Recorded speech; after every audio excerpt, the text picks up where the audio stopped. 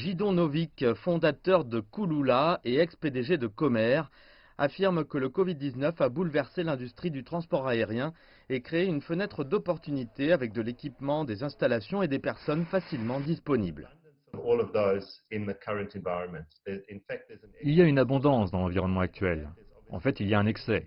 Et en plus de ça, il y a évidemment une occasion d'acquérir des ressources, à la fois des ressources physiques à de très bons prix, et aussi d'attirer de très très bons professionnels, expérimentés localement, pour diriger une entreprise prospère. L'industrie du transport aérien est basée sur le dollar. Quand il s'agit d'avions et de carburant, c'est un défi si la monnaie locale est faible. Plus de la moitié des coûts des intrants sont en dollars américains. Les coûts qui sont en monnaie locale sont très efficaces et un très haut calibre d'installations et de personnes qui sont payées en rang. D'un autre côté, ou disons du côté des recettes, c'est aussi un sac mixte.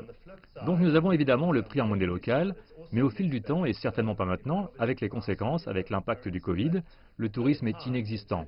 Certainement le tourisme international, mais à plus long terme, c'est évidemment une partie importante de l'activité aérienne, l'entreprise aérienne locale.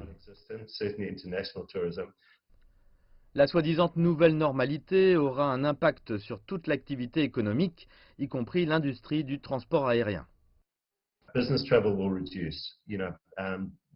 Les voyages d'affaires vont se réduire, je pense que c'est évident. Le genre d'appel que nous faisons maintenant porte sur les millions, les dizaines et les centaines de millions de personnes qui ont subi le Covid vont changer la façon dont les affaires sont faites, et cela permettra de réduire les exigences de voyage d'affaires. Donc on ne peut pas être complaisant. Beaucoup de compagnies aériennes, dans le passé, ont vraiment compté sur les voyages d'affaires pour se maintenir à flot. Les voyageurs d'affaires paient plus, ils sont moins sensibles au prix, et ce sera beaucoup plus difficile sans eux.